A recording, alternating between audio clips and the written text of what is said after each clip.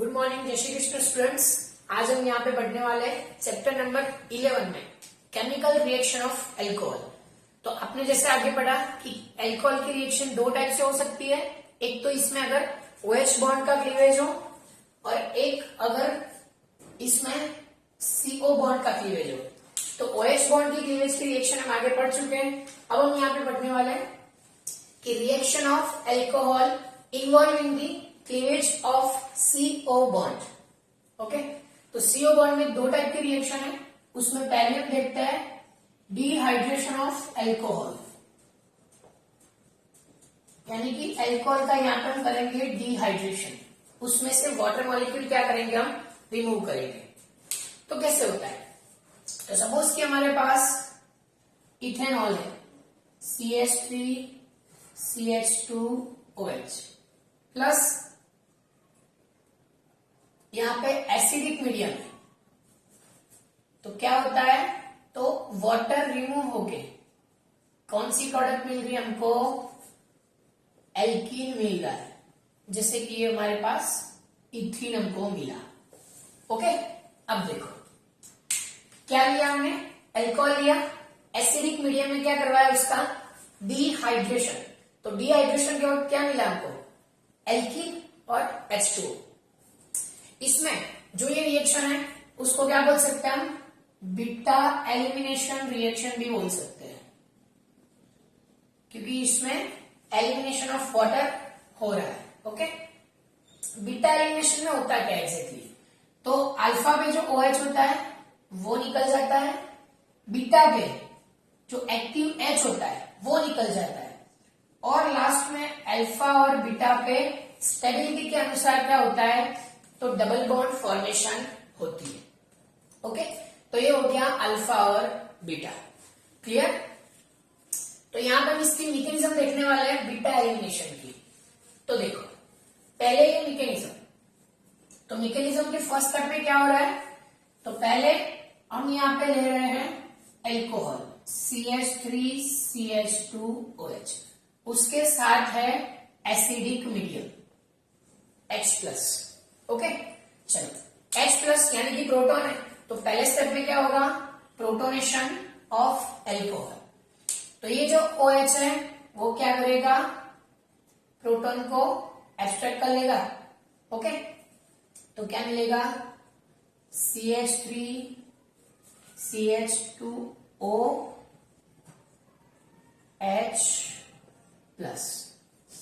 OH2+ मिला यहाँ पे।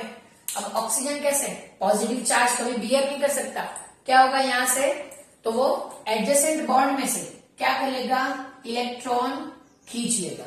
ओके, क्या करेगा ये, यहां से इलेक्ट्रॉन अपनी तरफ खींच लेगा। तो क्या बनेगा इधर, तो पहले तो वाटर मॉलिक्यूल रिमूव होगा और बनेगा CH3 CH2+, यानी कि हमारा इंटरमीडिएट बना कार्बोकेटाइन। ओके, अब ये जो इंटरमीडिएट है उसकी हम रिएक्शन करवाएंगे। ओके, तो उसको कुछ ऐसी तरह लिख से हम C फिर H और एक H। ओके, तो वो जो इंटरमीडिएट है, तो यहां पे देखो कि इंटरमीडिएट के तौर पे हमको जो भी कार्बोकेटाइन मिल रहा है वो है CH3 CH2+। अब ये कार्बन पॉजिटिव है, तो क्या करेगा वो, एडजेसेंट कार्बन के पास जो भी हाइड्रोजन है उसके इलेक्ट्रॉन को क्या करेगा, खींच लेगा। तो ये हाइड्रोजन को यहाँ पे इलेक्ट्रॉन डोनेट होगा। फिर आगे में जो ये प्रोटोनेशन हुआ था, तो ये प्रोटॉन को हमको फिर से रिमूव भी करना है। ओके, तो यहां से क्या हो जाए, ये H+ रिमूव हो जाएगा। ओके, तो इस स्टेप को बोलते हैं डीप्रोटोनेशन। तो ये H यहां से रिमूव हो जाएगा H+ के तौर पे, और जो इलेक्ट्रॉन है वो इस बॉन्ड में डोनेट हो जाएंगे। तो बीच में बन जाएगा डबल बॉन्ड और हमारी फाइनल प्रोडक्ट मिल जाएगी हमको इथीन। ओके, ये मिल गई हमारी फाइनल प्रोडक्ट इथीन। तो मैकेनिज्म क्या है, तो पहले स्टेप में प्रोटोनेशन में से डिहाइड्रेशन डिहाइड्रेशन के बाद क्या बनेगा, कार्बोकेटायन। कार्बोकेटायन के बाद क्या बनेगा, तो डीप्रोटोनेशन होके इथीन बनेगा, यानी कि एल्कीन बनेगा। ये जो पूरी मैकेनिज्म है वो हमको कौन से टाइप की एल्कीन देती है, मतलब कि जब भी यहाँ पे तो एक ही अल्फा, यहाँ पे अल्फा कार्बन, यहाँ पे एक ही बीटा हाइड्रोजन की पॉसिबिलिटीज है। अगर इसको हम अल्फा डिनोट करें, इसको हम बीटा डिनोट करें, तो यहाँ पे एक ही बीटा हाइड्रोजन है। बट ऐसी पॉसिबिलिटीज कि जहां पे एक से ज्यादा, यानी कि 2 और more than 2 beta hydrogen are possible, तो हम क्या करेंगे, तो the whole mechanism of this reaction is depend upon the stability of carbocations. Okay, ये किस पे डिपेंड करेगी, कार्बोकेटायन की स्टेबिलिटी पे। अगर हमको उस वक्त स्टेबिलिटी बढ़ाने के लिए कार्बोकेटायन की रीअरेंजमेंट करनी पड़ेगी, तो वो भी हम लोग करेंगे। तो हम एक रीअरेंजमेंट वाला एग्जांपल देख रहे हैं अभी, जिसमें रीअरेंजमेंट करने के बाद क्या मिले हमको, तो कार्बोकेटायन की स्टेबिलिटी मिल जाएगी। तो यहां पे मैं एग्जांपल लिख रहा हूं,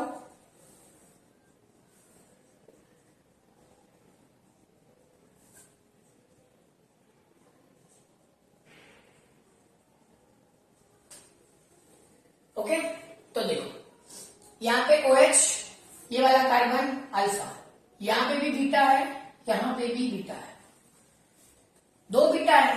क्या करेंगे अब, तो यहाँ पे जो कार्बोकेटायन ज्यादा स्टेबल बनेगा वहां पे हम लोग रिएक्शन करवाएंगे। तो चलो पहले इसकी मैकेनिज्म देखते हैं।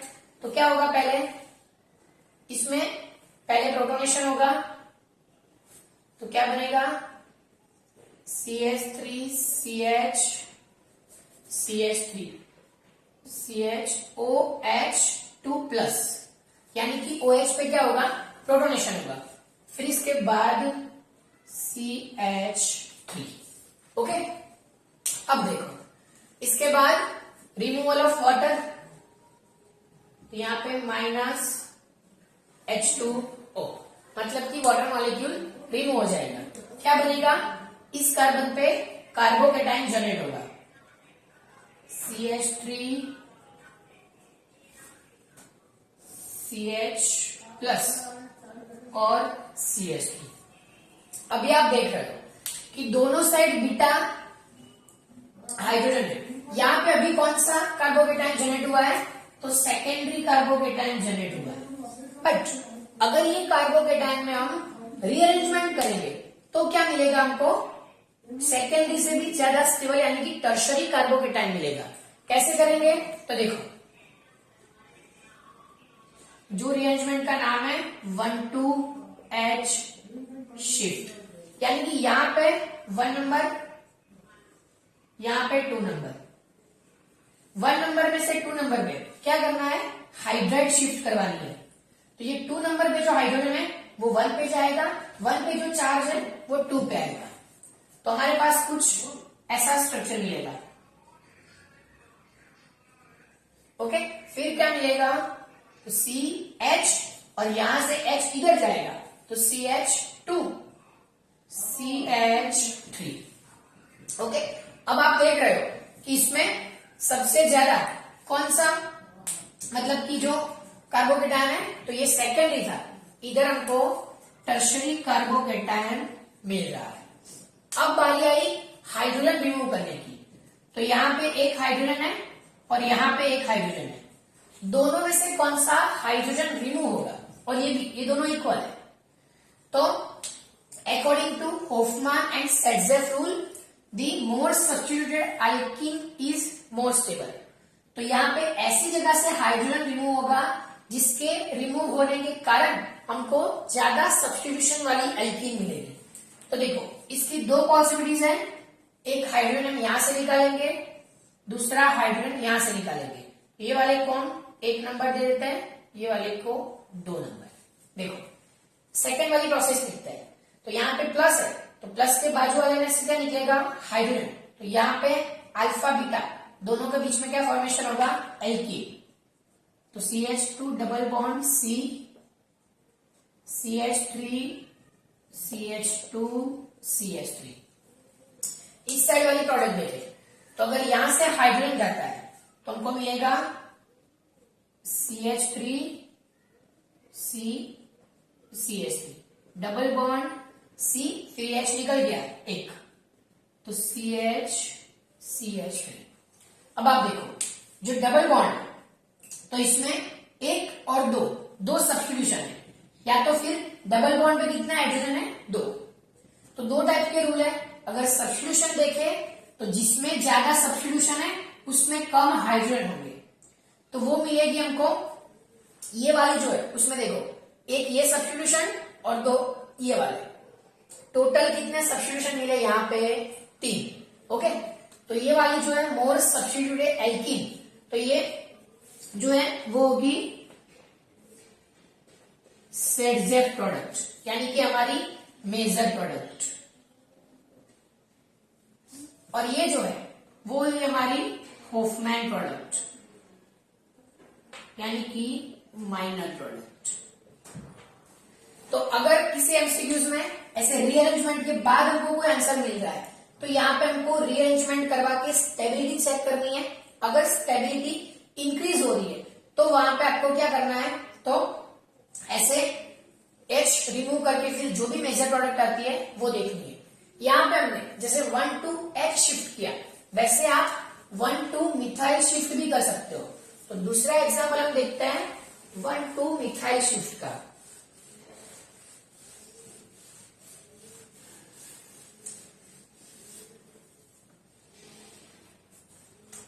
अब देखो, तो 1 to मिथाइल शिफ्ट के लिए हम एग्जाम्पल ले रहे हैं।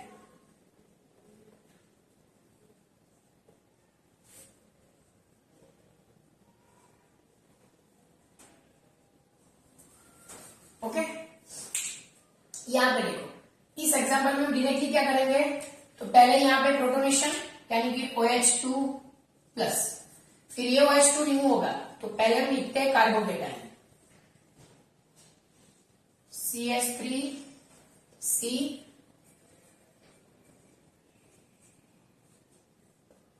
CH3, फिर इसके बाद यहां से OH2 रिमूव होगी, क्या बनेगा CH प्लस CH3। अब देखो अगर यहाँ पे हमको 1 to H शिफ्ट करवाना है तो ये कार्बन पे हाइड्रोजन अवेलेबल नहीं है। ओके, तो क्या करेंगे, तो यहाँ पे हम क्या करेंगे 1 to मिथाइल शिफ्ट,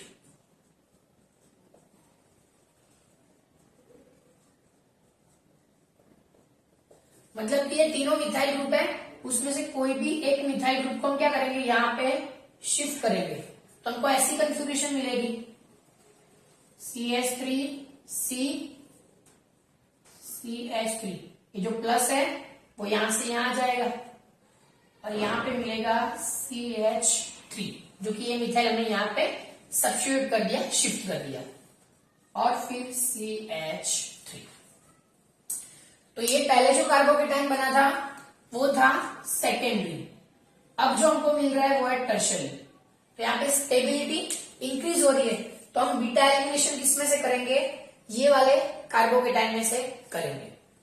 अब देखो इसमें क्या होगा, तो एक ये एल्कीन बनेगी इस साइड और एक ये साइड, तो मैं डायरेक्टली मेजर प्रोडक्ट लिखता हूं जो कि CH3CCH3, ये वाला यहाँ पे जो H रेड है, ओके, ये वाला H CH, तो वो वाला रिमूव होगा और यहाँ पे डबल बॉन्ड जनरेट होगा।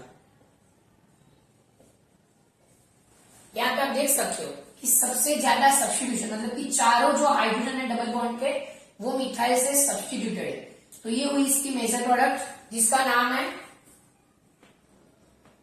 2,3-डाइमिथाइल ब्यूट 2 ओके, तो अगर हम ये केस में डायरेक्टली अल्फा बीटा लिख के फिर अल्फा और बीटा के बीच में डबल बॉन्ड जनरेट करेंगे तो हमको कुछ डिफरेंट प्रोडक्ट मिलेगी, जो कि गलत है। बट अगर आप मैकेनिज्म के वाइज जाओगे और इसमें जो कार्बोकेटाइन की रीअरेंजमेंट पॉसिबल है वो आप करोगे तो आपको जो मेजर प्रोडक्ट और जो करेक्ट प्रोडक्ट है वो मिलेगी। तो ये हमारा टॉपिक कंप्लीट कौन सा हुआ कि जो कार्बन और ऑक्सीजन के बीच में जो क्लीवेज होता है, ओके, ये कार्बन और ऑक्सीजन के बीच में, उसमें पहला था हमारा डिहाइड्रेशन। ये हमने तीनों तरीके से लिख लिया। पहले एक बीटा हाइड्रोजन, दूसरे में दो बीटा हाइड्रोजन के साथ 1,2H शिफ्ट, थर्ड में 2 बीटा H के साथ 1,2 मिथाइल शिफ्ट। अब इसके बाद कार्बन ऑक्सीजन के बॉन्ड क्लीवेज के दौरान हम रिएक्शन देखेंगे एल्कोहल का ऑक्सीडेशन। तो देखो, इसके लिए reaction number 2, oxidation of alcohol. Okay, तो चलो इसके लिए पहली रिएक्शन यहां पे मैं ले रहा हूं कोई भी RCH2OH, यानी कि कोई भी एल्कोहल ले रहा हूं। इसका ऑक्सीडेशन मैं कर रहा हूं in the presence of strong oxidizing agent like potassium permanganate KMnO4। Okay, जो कि स्ट्रॉन्ग ऑक्सीडाइजिंग एजेंट है। ओके, अब क्या करोगे, तो KMnO4 जो है तो वो क्या करेगा, तो जो भी एल्कोहल है उसका ऑक्सीडेशन यानी कि हाइड्रोजन का एडिशन, हाइड्रोजन का रिमूवल या तो एडिशन ऑफ ऑक्सीजन। ओके, या तो हम इसमें ऑक्सीजन ऐड करेंगे या तो हाइड्रोजन रिमूव करेंगे। तो एक हाइड्रोजन रिमूव होगा यहां से, दूसरा होगा यहां से, तो क्या मिलेगा हमको प्रोडक्ट के तौर पे RCHO। बट यहां पे इन the presence of strong oxidizing agent like KMnO4, the aldehyde product is further converted into the acid compound। इसमें आगे फर्दर ऑक्सीडेशन होगी, क्या मिलेगा, कार्बोक्सिलिक एसिड। तो हमारा फर्स्ट ऑक्सीडेशन रिएक्शन कंप्लीट हुआ कि अगर एल्कोहल का ऑक्सीडेशन स्ट्रॉन्ग ऑक्सीडाइजिंग एजेंट के साथ करते हैं तो एल्डिहाइड मिलके तुरंत हमको फर्दर ऑक्सीडेशन होके क्या मिल जाएगा, कार्बोक्सिलिक एसिड मिल जाएगा। ओके, अगर इससे कम मॉडरेट यानी कि इससे कम स्ट्रॉन्गनेस वाले ऑक्सीडाइजिंग एजेंट लाइक CrO3 या तो फिर कॉपर या तो फिर पिरिडीनियम क्लोरोब्रोमेट, कोई भी अगर ऑक्सीडाइजिंग एजेंट यूज करते हैं तो हमको एल्डिहाइड या तो कीटोन की प्रोडक्ट मिलेगी। तो यहां पे मैं कर रहा हूं सेकेंड रिएक्शन में प्राइमरी एल्कोहल का ऑक्सीडेशन, CH3CH2OH, और यहां पे मैं ले रहा हूं ऑक्सीडाइजिंग एजेंट के तौर पे CrO3। देखो यहां पे ऑक्सीडेशन रिएक्शन में क्या होगा, तो एक H यहां से दूसरा H यहां से, तो क्या मिलेगा CH3CHO। यहां से एक H निकल जाएगा तो एक बचा और यहां से एक निकल जाएगा तो CH3CHO। ओके, तो अगर हम प्राइमरी अल्कोहल का ऑक्सीडेशन करते हैं तो क्या मिलता है हमको, एल्डिहाइड, यानी कि ये मिला हमको इथेनॉल। ओके, थर्ड रिएक्शन में हम लेते हैं सेकेंडरी अल्कोहल का ऑक्सीडेशन।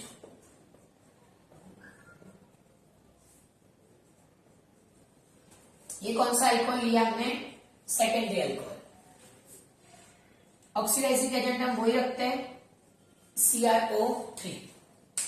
तो अब देखो क्या मिलेगा, तो एक H यहां से रिमूव होगा, दूसरा H यहां से, तो हमको मिलेगा CH3COCH3 यानी कि एसीटोन। तो यहां पे क्या देखा आपने कि प्राइमरी अल्कोहल का अगर ऑक्सीडेशन करें तो क्या मिलता है, एल्डिहाइड। सेकेंडरी अल्कोहल का ऑक्सीडेशन करें तो क्या मिलता है, कीटोन।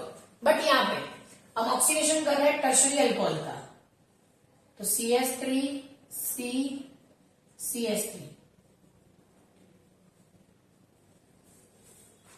ओके, यहां पे टर्शरी ब्यूटेनॉल लिया है हमने।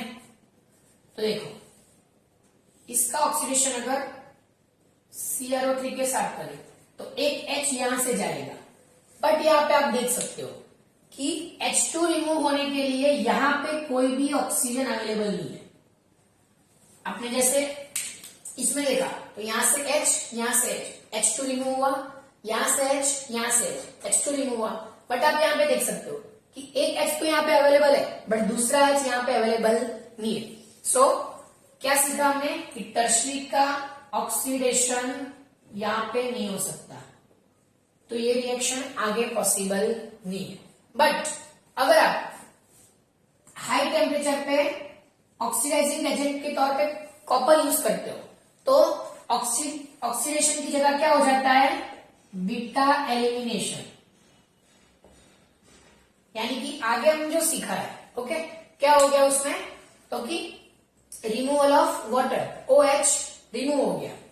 तो OH रिमूव होगा तो यहां से OH और यहां से H, तो हमको मिलेगा CH3C डबल बॉन्ड CH2 और CH3। यानी कि टर्शरी अल्कोहल को अगर ऑक्सीडाइजिंग रिएजेंट के साथ हाई टेम्परेचर पे रिएक्ट करवाओगे तो ऑक्सीडेशन तो नहीं होगा, बट इसकी जगह क्या हो जाएगा, डिहाइड्रेशन हो जाएगा, जिसको हम बीटा एलिमिनेशन रिएक्शन बोल सकते हैं। तो टर्शरी अल्कोहल का ऑक्सीडेशन यहाँ पे कभी भी नहीं हो सकता। तो प्राइमरी अल्कोहल के ऑक्सीडेशन से एल्डिहाइड और सेकेंडरी अल्कोहल के ऑक्सीडेशन से कीटोन मिलता है, और टर्शरी का ऑक्सीडेशन नहीं होता, इसकी जगह बीटा एलिमिनेशन होता है। अब अगर आपको कहीं पे एलाइलिक अल्कोहल दे दिया,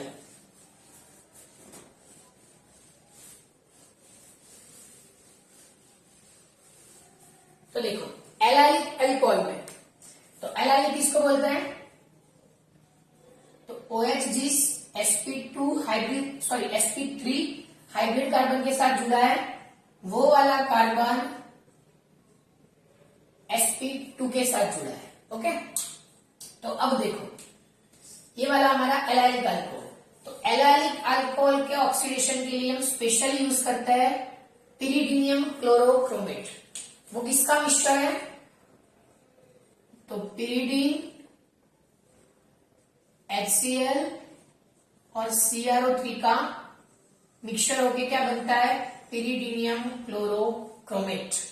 ओके, तो इसके भी ऑक्सीडेशन से क्या होता है, यहाँ पे अभी प्राइमरी है तो प्राइमरी में से क्या मिलेगा हमको, एल्डिहाइड, तो CH2 double bond CHO prop 2 in 1 I। Okay, तो ये हमने देखा है यहाँ पे एलाइलिक अल्कोहल का ऑक्सीडेशन बाय दी पिरिडीनियम क्लोरोक्रोमेट। अब नॉर्मल ऑक्सीडाइजिंग एजेंट के तौर पे यहाँ पे हम कॉपर जैसी मेटल का भी यूज कर सकते हैं। ओके, तो ये कंप्लीट हुआ हमारा अल्कोहल का ऑक्सीडेशन, जिसको हम फ्लो चार्ट के तौर पे देख लेते हैं।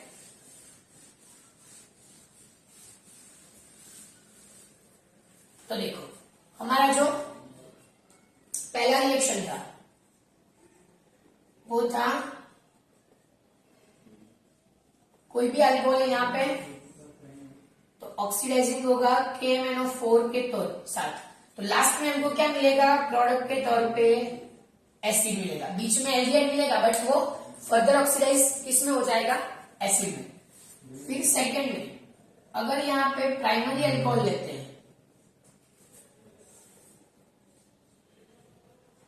तो यहाँ पे मिलेगा एल्डिहाइड। फिर थर्ड नंबर पे अगर हमने सेकेंडरी अल्कोहल लिया तो क्या मिल जाएगा हमको, कीटोन मिल जाएगा। फिर फोर्थ नंबर पे सपोज कि आपने यहाँ पे एलाइलिक अल्कोहल लिया तो उसके लिए यूज क्या होगा, पिरिडीनियम क्लोरोक्रोमेट, और यहाँ पे जिस हिसाब से प्राइमरी और सेकेंडरी है उस हिसाब से एल्डिहाइड या तो कीटोन मिल सकता है, बट अभी फिलहाल क्या मिलेगा, CH। फिर लास्ट वाला बहुत ही इंपॉर्टेंट, कौन सा, तो कि टर्शरी अल्कोहल। ओके, तो टर्शरी अल्कोहल का क्या करेंगे हम, Cu या तो CrO3 से, तो ऑक्सीडेशन नहीं होगा बट क्या हो जाएगा, बीटा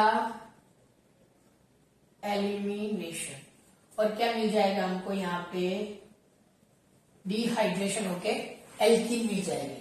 तो ये फ्लो चार्ट से आप इजीली कोई भी ऑर्गेनिक कन्वर्जन या तो किसी के भी ऑक्सीडेशन की प्रोडक्ट इजीली डिराइव कर सकते हैं।